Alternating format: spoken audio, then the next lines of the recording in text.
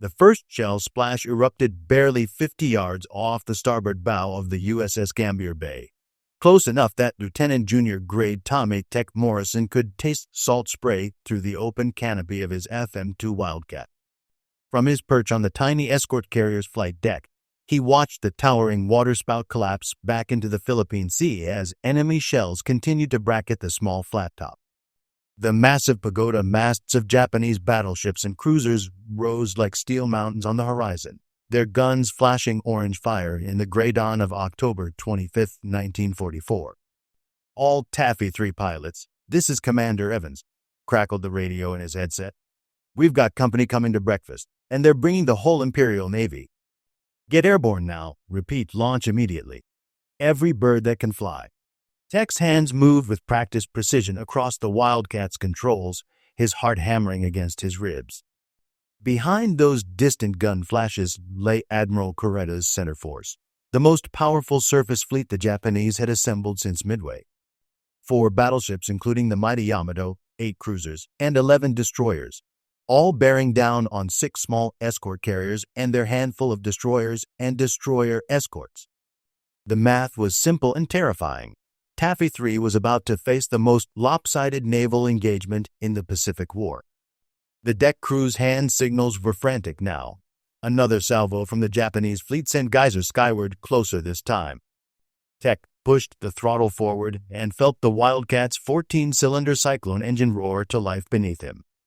The FM-2 was the runt of the Navy's fighter litter, smaller, lighter, and less powerful than the Hellcats flying from the big fleet carriers. But what it lacked in raw power, it made up for in nimbleness and the sheer determination of pilots who knew they were all that stood between the Japanese and the vulnerable amphibious forces off Leyte. His wheels left the deck at 0630 hours, the Wildcat climbing steeply into the humid Philippine air. Below him, the other 5 escort carriers of Taffy 3 were launching everything they had, Wildcats, Avengers, even reconnaissance planes pressed into combat roles.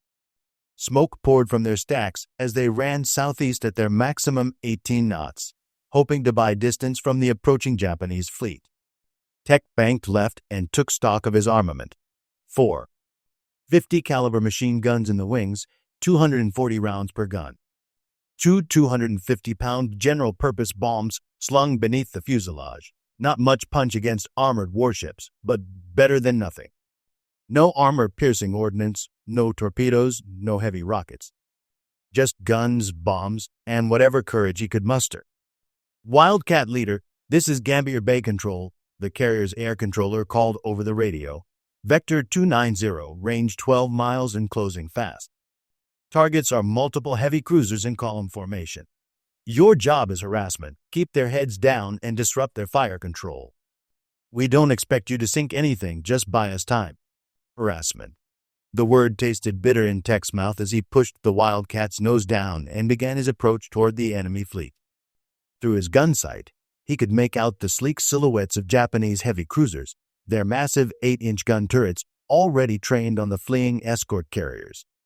These weren't the battleships. Those monsters were further back, but each cruiser packed enough firepower to obliterate any ship in Taffy 3.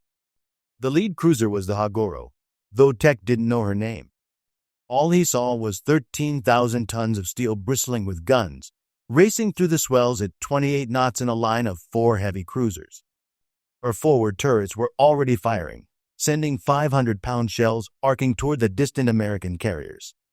Every few seconds, the cruiser's guns would bark orange flame, and seconds later, another salvo would splash around the fleeing flat tops. "Here we go," Tech muttered, pushing the Wildcat into a shallow dive. The airspeed indicator climbed past 250 knots as he lined up on the Hagoro's superstructure. His thumb found the firing button on the stick grip. The first burst of 50-caliber fire stitched across the cruiser's bridge, sending sparks flying from the steel plating. Tech could see Japanese sailors diving for cover as his tracers raked the fire control stations. He pulled up sharply, feeling G-forces press him deep into his seat, and rolled away as anti-aircraft fire began to pepper the sky around him. The cruiser's response was immediate and violent. Light anti-aircraft guns, 25mm and 13mm weapons, filled the air with tracers. Heavier 5-inch dual-purpose guns swung toward him, their shells bursting in ugly black puffs that rocked the Wildcat with concussion waves. Tech jinked left and right, using every evasive maneuver he'd learned in training, but there was nowhere to hide in the empty sky above the Philippine Sea.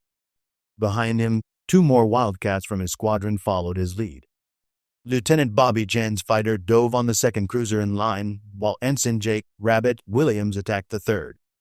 Their machine gun fire looked pitiful against the massive warships, like angry hornets buzzing around elephants, but Tech could see the effect it was having. Gun crews ducked behind armor plating. Range-finding equipment sparked and smoked where 50 caliber bullets found their mark. Most importantly, some of the main battery guns stopped firing as their crews took cover. "That's it," Tech shouted into his radio.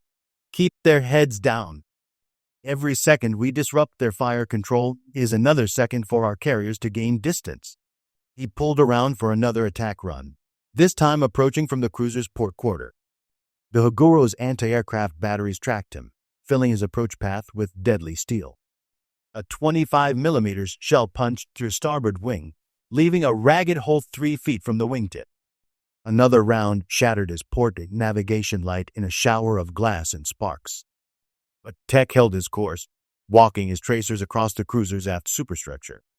His bullets shredded the thin plating around the fire control stations, sending Japanese sailors scrambling. One of the aft 8-inch turrets stopped training toward the American carriers as its crew sought cover from the strafing attack. "Wildcat leader bomb run," Chen called over the radio. The Hawaiian-born pilot had climbed to 3,000 feet and was beginning his dive bombing attack on the second heavy cruiser. His 250-pound bombs weren't heavy enough to penetrate the cruiser's armored deck, but a near miss could still cause damage to the less protected superstructure and weapon systems. Tech watched Chen's Wildcat streak downward, anti-aircraft fire reaching up like deadly fingers. The young pilot held his dive until the last possible moment before releasing his bombs and pulling out barely 500 feet above the waves. One bomb exploded in the water close aboard the cruiser's starboard side, sending a towering column of spray across the ship's deck. The second bomb hit the cruiser's forward superstructure with a brilliant flash, though the explosion looked small against the massive warship. Still, the effect was immediate. The cruiser's rate of fire slackened noticeably as damage control parties rushed to contain fires and assess casualties. Secondary explosions rippled through the superstructure as ammunition for the light anti-aircraft guns cooked off in the flames. "Good shooting, Bobby," Tech called, then keyed his radio to the tactical frequency. "Gambier Bay Control, Wildcat leader. We're achieving some harassment effect on the heavy cruisers, disrupting their fire control and slowing their rate of fire. But we can't keep this up much longer. We're taking heavy flak and running low on ammo." The response from his carrier was grim. "Roger, Wildcat leader. Continue attacks as long as possible. Japanese battleships are now within gun range of our formation. Every minute you can buy us is critical." Through breaks in the smoke and haze, Tech could see the titanic shapes of Japanese battleships on the horizon. The Yamato led the formation, her 18.1-inch guns capable of hurling 3,200-pound shells over 20 miles. Even at extreme range, those massive guns could obliterate an escort carrier with a single hit. Behind Yamato came her sister ship Nagato, followed by the battleships Haruna and Kongo.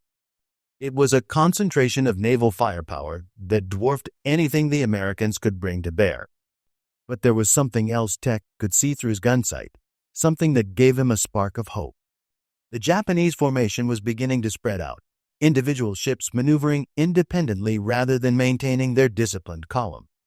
The constant harassment from his tiny fighter squadron was having an effect beyond just disrupting fire control. It was forcing the enemy commanders to divide their attention between the fleeing American carriers and the buzzing American aircraft. "All right, boys," Tech called to his remaining pilots. "Let's give them something else to think about."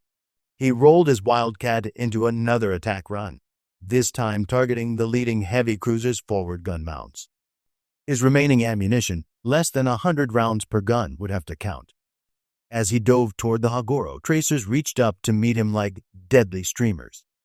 The cruiser's entire port side seemed to erupt in muzzle flashes as every anti-aircraft gun that could bear opened fire. A 5-inch shell burst close enough to his starboard wingtip that the concussion nearly rolled the Wildcat inverted. Shrapnel peppered his engine cowling, and the radial engine began to run rough, oil pressure dropping ominously. But Tech held his dive, walking his tracers across the cruiser's forward turret. He could see his bullets spark and ricochet off the armored gun shield, but some found their way into the more vulnerable range-finding equipment mounted atop the turret. At the last possible moment, he pulled out of his dive and jinked hard left, feeling the Wildcat shudder as more anti-aircraft fire found its mark. His oil temperature gauge was climbing into the red zone, and a thin stream of black smoke trailed from his engine. "Wildcat leader, this is Rabbit," came Williams' voice over the radio. "Your engine's smoking pretty good, boss. You might want to think about heading home." Home. Tech looked back toward the southeast, where the 6 escort carriers of Taffy 3 continued their desperate flight. The Gambier Bay was still there, still launching and recovering aircraft despite the Japanese shells splashing around her.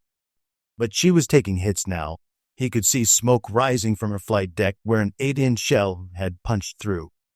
"Negative, Rabbit," Tech replied, banking around for what he knew would be his final attack run. "We're not done here yet."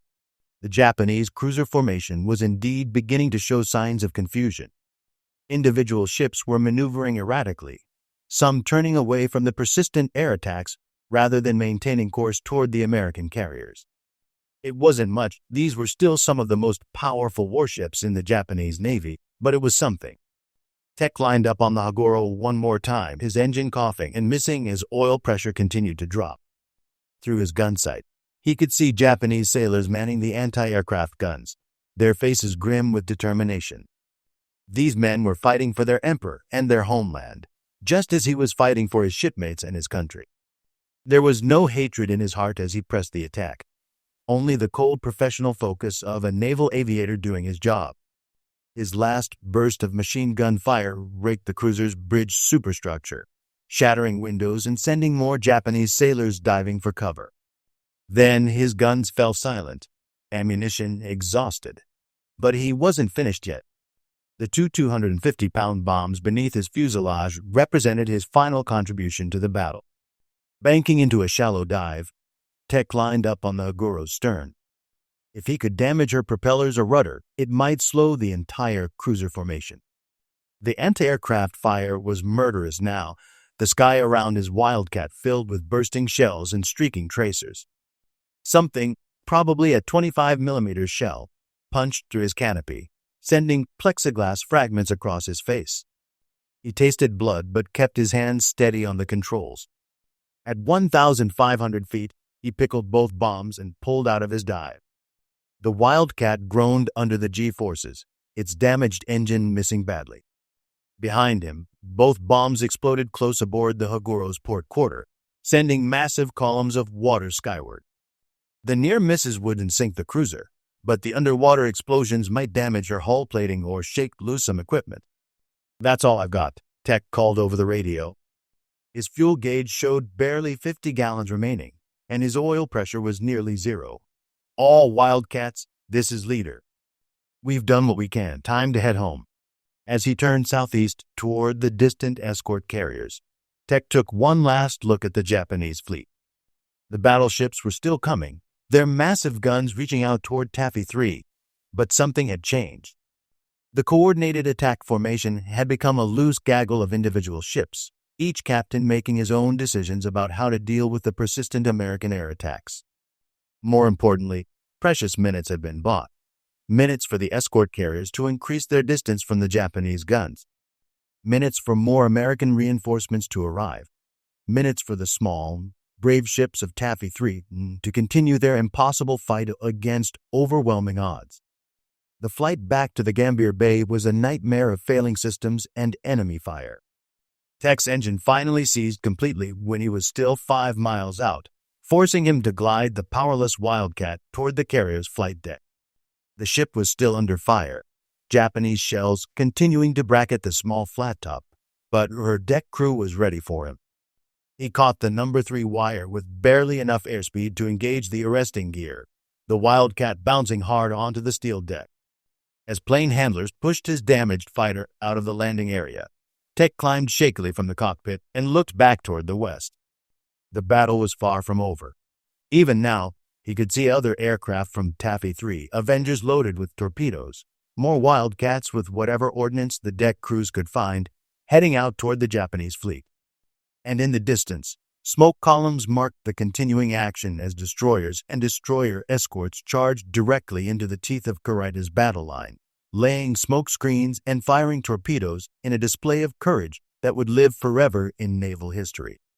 But the harassment attacks by his small fighter squadron had played their part. In the after-action reports that would be written months later, analysts would note that Kurita's fleet had become increasingly disorganized as the morning progressed. Individual ship captains, constantly harassed by air attacks and confused by conflicting orders, had begun to maneuver independently rather than maintaining formation discipline.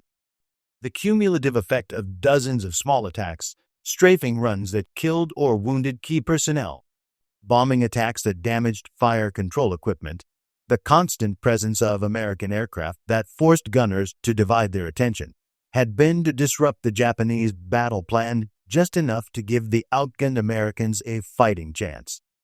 By 0930 hours, Admiral Kurita made the fateful decision that would save Taffy 3. Convinced that he was facing a much larger American force than actually confronted him, in part because of the fierce resistance put up by aircraft like Tech's Wildcat, the Japanese admiral ordered his fleet to break off the attack and retire northward. As Tech watched from the Gambier Bay's island superstructure, the massive shapes of Japanese battleships and cruisers gradually disappeared over the horizon. The immediate threat to Taffy 3 was over, though the broader Battle of Leyte Gulf would continue for another day as Admiral Halsey's fast carriers pursued and destroyed the Japanese northern force. "You did good out there, son," said Commander Evans, the ship's air group commander, as he joined Tech at the railing. "That little Wildcat of yours helped save this whole task force." Tech looked down at his damaged fighter, now parked among the other aircraft on the hangar deck. The FM-2's wings were riddled with holes, its engine destroyed, its canopy shattered. It would never fly again. But like the obsolescent destroyers that had charged Japanese battleships with nothing but 5-inch guns and torpedoes, the little Wildcat had found a way to make a difference. "It wasn't much," Tech replied quietly, thinking of the massive enemy warships his small bombs and machine guns had barely scratched. "Just harassment, like they said." "Sometimes harassment is enough," Evans said. "You bought us time, disrupted their fire control, forced them to spread out their formation. In a battle like this, every little advantage matters." Over the next several hours, as reports filtered in from across the vast expanse of Leyte Gulf, the full scope of the American victory became clear. The Japanese Navy had suffered a catastrophic defeat, losing 4 aircraft carriers, 3 battleships, 10 cruisers, and 12 destroyers. More than 10,500 Japanese sailors had died in the 4 days of battle, compared to about 3,000 American casualties. But for Tech, standing on the flight deck of the little escort carrier that had somehow survived the most powerful surface fleet Japan could assemble, the numbers were less important than the knowledge that he and his fellow pilots had played their part in one of the most lopsided victories in naval history. The Battle of Leyte Gulf had broken the back of the Imperial Japanese Navy. Never again would Japan be able to mount a major offensive naval operation. The pathway to the Japanese home islands lay open, and the end of the Pacific War, though still nearly a year away, was now inevitable. As the sun set over the Philippine Sea on October 25, 1944, Tech Morrison stood among the wreckage of his Wildcat and reflected on the strange arithmetic of naval warfare. His tiny fighter, armed with nothing more powerful than machine guns and small bombs, had helped defeat an enemy force that outweighed Taffy 3 by more than 4-1. It had been, as one historian would later write, a victory of David over Goliath. But it was also a victory that showed how courage, determination, and tactical skill could overcome seemingly impossible odds. The FM-2 Wildcat, derided by some as an obsolete design, had proven that in the hands of skilled and determined pilots, even the humblest weapons could help achieve decisive victory. The wasp had stung the elephant, and the elephant had fallen. In the months and years that followed, as the full story of the Battle of Leyte Gulf emerged, military historians would debate the various factors that led to Admiral Kurita's decision to break off his attack when victory seemed within his grasp. Some would point to the fierce resistance of the American destroyers and destroyer escorts. Others would emphasize the effectiveness of American air attacks from the escort carriers. But among the pilots who flew FM-2 Wildcats that morning off Samar, there was no debate about their contribution to victory. They had taken their small, lightly armed fighters into combat against impossible odds and helped achieve one of the most decisive naval victories in American history. The Battle of Leyte Gulf marked the end of the Imperial Japanese Navy as an effective fighting force. In the space of 4 days, Japan had lost the ability to project naval power beyond its home waters. The great battleships and aircraft carriers that had dominated the Pacific for 3 years were gone, sent to the bottom by American bombs, torpedoes, and shells. For America and her allies, the victory opened the door to the final phase of the Pacific War. With Japanese naval power broken, there was no longer any serious threat to American amphibious operations in the Western Pacific. The invasions of Iwo Jima and Okinawa, though costly in human lives, would proceed without interference from major Japanese naval forces. But perhaps most importantly, the battle had demonstrated the effectiveness of American naval aviation and the courage of American sailors and airmen when faced with overwhelming odds. From the pilots of escort carrier fighters like Morrison to the sailors manning guns on destroyers charging into battle against battleships, the men of Taffy 3 had shown that superior numbers and firepower could be overcome by superior tactics, training, and determination. As Morrison would tell his grandchildren many years later, the Battle of Leyte Gulf proved that in warfare, as in life, it's not the size of the fighter that matters. It's the size of the fight in the fighter. On that October morning in 1944, American fighters of all sizes had proven they possessed fight enough to change the course of history. The little FM-2 Wildcat, dismissed by many as an obsolete design suitable only for convoy escort and training duties, had found itself in the crucible of the largest naval battle in history and had emerged as one of the unlikely heroes of American victory. In the hands of skilled and determined pilots, the humble Wildcat had proven that courage and tactical skill could overcome even the most daunting odds. The victory at Leyte Gulf would echo through the remaining months of the Pacific War, as American forces pressed inexorably toward the Japanese home islands. But for those who were there on October 25, 1944, watching Japanese battleships disappear over the horizon after suffering one of the most decisive defeats in naval history, the battle would always represent something more than just a strategic victory. It was proof that in the darkest moments of combat, when the odds seem impossible and defeat appears certain, ordinary men can achieve extraordinary things. The FM-2 Wildcat pilots of Taffy 3 had written their names into the annals of naval aviation history, proving that even the smallest wasp can deliver a sting that brings down giants. Their legacy would live on in the traditions of American naval aviation, inspiring future generations of pilots to press home their attacks regardless of the odds. For in the end, the Battle of Leyte Gulf had proven that victory belongs not to the largest or most powerful, but to those with the courage to fight on when fighting seems hopeless. The wasp's sting had changed the course of history, and the memory of that achievement would endure as long as men take to the skies in defense of freedom.